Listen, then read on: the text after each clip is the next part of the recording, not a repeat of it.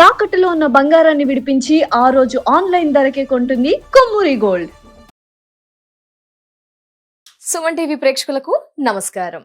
July 21 నుంచి 31 వరకు ద్వాదశ రాశుల వారి రాశి వివరణ గురించి తెలియజేస్తూ ఎలాంటి పరిహారాలు అలాగే వారి మానసిక స్థితి ఆదాయ వ్యయాల గురించి తెలియజేయడానికి ప్రస్తుతం మనతో పాటు ఉన్నారు ఆస్ట్రో యోగం నిర్వాహకులు ప్రముఖ జ్యోతిష్యులు బ్రహ్మశ్రీ నందిబట్ల శ్రీహరి శర్మ గురువు గారు. వారితో మాట్లాడదాం. గురువు గారు నమస్కారం. గురువు గారు వాగర్థావివ సంపృక్తౌ వాగర్థ ప్రతిపత్తయే జగతః పితరౌ వందే పార్వతీ పరమేశ్వరౌ ఆదిత్యాయ చ సోమాయ మంగళాయ బుధాయ చ గురు శుక్ర శనిభ్యశ్చ రాహవే కేతవే నమః. శృంగేరి జగద్గురు పీఠాధిపతులకి కంచి పీఠాధిపతులకి నమస్కారములు తెలియచేసుకుంటూ కార్యక్రమాన్ని ప్రారంభిద్దాం.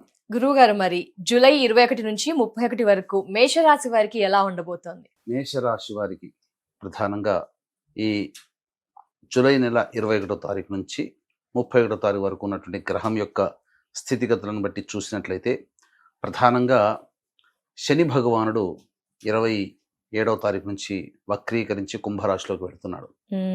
ఇప్పటి వరకు పడుతున్నటువంటి కష్టాలకి కొంత మార్పు అనేటువంటిది వాళ్ళ జీవితంలో ఉంటుంది.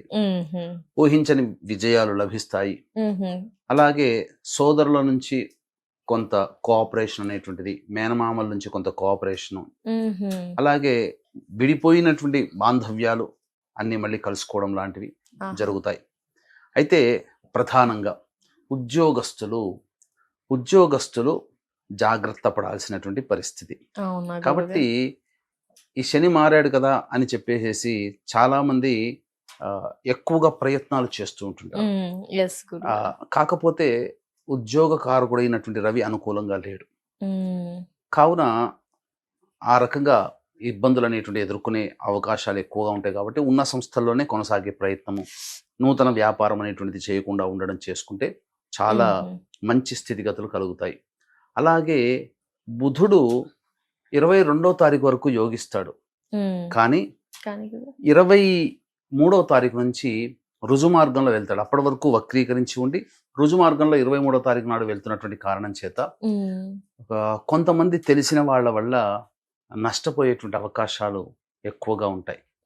కాబట్టి ఎప్పుడు పడితే అప్పుడు ఎవరికి పడితే వారికి అడగంగానే డబ్బులు ఇవ్వడం కానీ, మాట సహాయం చేయడం కానీ, ఈ జామీందారుగా అంటారు కదా, గ్యారంటీయర్గా అస్సలు ఉండకూడదు. మధ్యవర్తిత్వం వహించి డబ్బులు లేదా ఇంకేదన్నా సంబంధించినటువంటి వ్యవహారాల్లో తలదూర్చితే మొదటికే మోసం వస్తుంది. మేషరాశిలో జన్మించినటువంటి వాళ్ళకని గుర్తుపెట్టుకోవాలి. ఇక వివాహ సంబంధ బాంధవ్యాల విషయాలకి సంబంధించి వివాహం కానీ అబ్బాయిలకి అమ్మాయిలకి సంబంధాలు కుదిరే అవకాశాలు మెండుగా కనిపిస్తున్నాయి. కాబట్టి గట్టిగా ప్రయత్నం చేయవచ్చు. ఇక దాంపత్య సమస్యలు కూడా తొలగిపోయి ప్రేమికులు కావచ్చు, దంపతులు కావచ్చు, అనురాగము ప్రేమతో ఆప్యాయతగా ఉంటారు ఈ మేషరాశిలో జన్మించినటువంటి వారు. ప్రధానంగా అన్ని విధాలుగా యోగకరంగా ఉండేటువంటిది ఈ శని మార్పు వల్ల కాస్త ఊరట కలిగించేటువంటి ఫలితాలు. ధనపరంగా మాత్రం ఖర్చులు అధికంగా ఉంటాయమ్మా, ఏమాత్రం కూడా సందేహపడాల్సినటువంటి అవసరం లేదు. ఇక వాక్కుని అదుపులో పెట్టుకోగలిగితే ఈ మేషరాశిలో జన్మించినటువంటి వారికి కాస్త అన్ని విషయాల్లో ఉపశమనం లభిస్తుంది. ఇంటా బయట వచ్చేటువంటి సమస్యల నుంచి బయటపడగలిగేటువంటి అవకాశం ఉంటుంది. కాబట్టి ఈ విధంగా ప్రయత్నం చేయవచ్చు. సంతానం కోసం ఎదురు చూసే వ్యక్తులకి చక్కటి సత్సంతాన బాధ్యత యోగము కలుగుతుంది. ముఖ్యంగా విద్యార్థులు బాగా కష్టపడితే తప్ప ఫలితం అంటే వాళ్ళకి ఎలా ఉంటుందనంటే, కష్టపడ్డందుకు వాళ్ళు ఏదైనా ఒక కాలేజీలో సీట్ సంపాదించుకో అనుకున్న కాలేజీలో, అప్పటి వరకు ఉండి వీళ్ళ దగ్గరికి వచ్చేసేసరికి విథేళ్ళలో పెడతారు. అంటే ఆగమని దాని అర్థం. అంటే ఇలా మానసిక సంఘర్షణ విద్యార్థులకి ఎక్కువగా ఉంటుంది. అలాగే ఓవరాల్ గా చూసుకున్నట్లయితే ఈ మేషరాశిలో జన్మించినటువంటి వారికి ఎవరికైనా కానీ ప్రతిదీ కూడా ఒక పరీక్ష లాగా ఉంటుంది. అంటే కొంతకాలం పని అవుతున్నట్టు ఉంటుంది, కొంతకాలం పని కాదు. ఇలా కొంత మానసికమైనటువంటి సంఘర్షణతో ఇబ్బందులు పడేటువంటి అవకాశం ఎక్కువగా ఉంటుంది. కాబట్టి జాగ్రత్తలు పాటించాలి. పెద్దవాళ్ళ సహాయ సహకారాలు, అలాగే దైవానుగ్రహాన్ని పొందే ప్రయత్నం చేయాలి. ఎందుకనంటే గ్రహ సంపత్తి విషయంలో గనక చూసుకున్నట్లయితే రాహు యోగిస్తున్నాడు, శుక్రుడు యోగిస్తున్నాడు. ఈ యొక్క 2 గ్రహాలే ప్రధానంగా బలంగా ఉన్నాయి. మిగతా గ్రహాలన్నీ కూడాను అనుకూలంగా లేవు. ఆల్మోస్ట్ శని 27వ తారీఖు కాబట్టి చాలా మటుకు రోజులు జరిగిపోతాయి. కాబట్టి కొంత యోగిస్తాడు. మిగతా ప్రధానమైనటువంటి గ్రహాలు అనుకూలంగా లేనప్పుడు పరిహారాలు చేసుకోక తప్పదమ్మా. ఎందుకంటే దైవానుగ్రహం లేని మనిషి మనం అనుకున్నంత మాత్రాన ఏది జరగకుండా ఉండదు, జరిగేది జరుగుతుంది. కానీ మనకు ఇబ్బంది జరిగేటువంటి అవకాశాలు ఉన్నప్పుడు దైవానుగ్రహం ఉంటే ఆ ఇబ్బంది పడే శాతం తక్కువ ఉంటుంది తప్ప పూర్తిగా ఇబ్బంది తొలగిపోతుందని మాత్రం మనం చెప్పలేం. ఇది ఈ యొక్క విషయాన్ని వీక్షించేటువంటి సుమన్ టీవీ ప్రేక్షకులు గమనించుకోవాలి. 21 నుంచి 31 వరకు ఏంటి మానసిక స్థితి, ఆదాయ వ్యయ ఖర్చులు ఎలా ఉంటాయి రోజులన్నీ కూడా? తప్పకుండానమ్మా. ఎందుకంటే మన వ్యూవర్స్ ఈ సంబంధించిన రాశి ఫలితాలని ఫాలో అయ్యేటువంటి వ్యూవర్స్కి ఎక్కువగా ఈ ప్రపంచంలో మనిషికి డబ్బుతోనే ప్రధానమైనటువంటిది. ఎందుకంటే అన్ని సమస్యల్లో ఎక్కువగా సమస్యల్ని డబ్బు ద్వారానే తీర్చుకుంటాం. కాబట్టి ప్రతిరోజు ఆదాయ వ్యయాలు, మానసిక స్థితి ఎలా ఉంటుందో తెలియజేసే ప్రయత్నం చేస్తున్నాం. అయితే వీక్షించేటువంటి ప్రేక్షకులు కూడా ప్రధానంగా ఈ యొక్క జూలై 15వ తారీఖు నుంచి 23వ తారీఖు వరకు కూడా వారాహి నవరాత్రులు.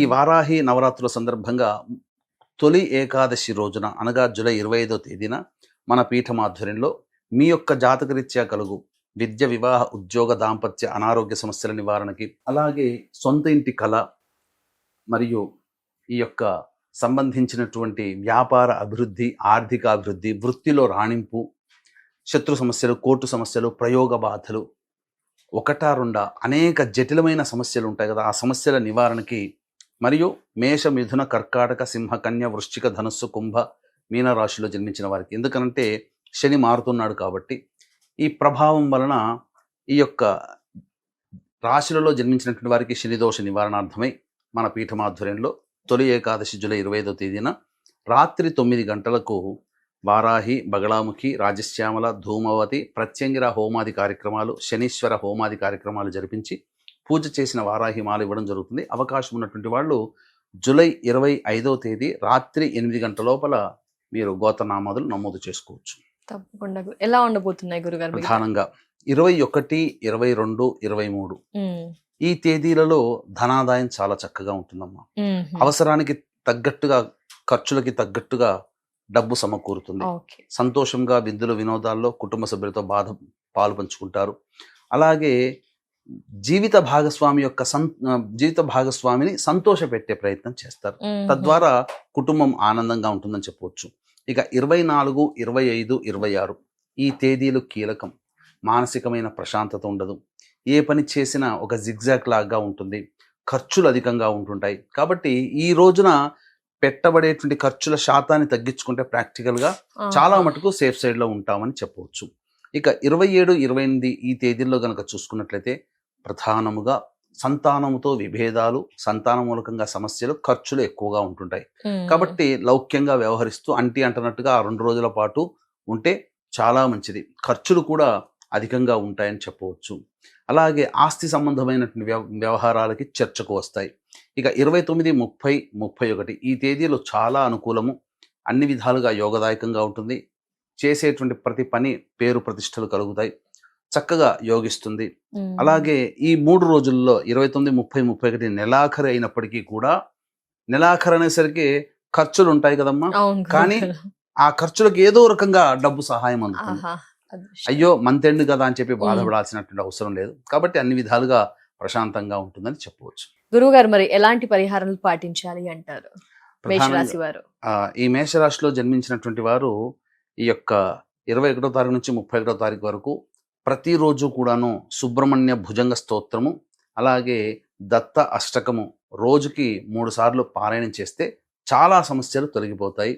అవకాశం ఉంటే ఎలాగో జూలై 25వ తేదీన తొలి ఏకాదశి రోజున రాత్రి 9 గంటలకి ప్రారంభమయ్యే సర్వదోష నివారణ పూజల హోమాల్లో మీరు 8 గంటల లోపల గోత్రనామాదులు నమోదు చేసుకోవచ్చు. తప్పకుండా. ధన్యవాదాలు గురువు గారు. రాశి వివరణ అండ్ పరిహారాలు తెలియజేసిన. నమస్కారం గురుగారు. సర్వం శ్రీ ఉమామహేశ్వర పరబ్రహ్మార్పణమస్తు. సో వ్యూయర్స్ చూసారు కదా, గురువు గారి ఆధ్వర్యంలో జూలై 25న తొలి ఏకాదశి రోజున వారాహి అమ్మవారి పూజలో, హోమంలో మీరు కూడా గోత్రనామాన్ని నమోదు చేసుకోవాలనుకుంటే కనుక స్క్రీన్ పై నెంబర్ ఉంటుందండి. మిగతా వివరాలని తెలుసుకోవచ్చు. నమస్కారం.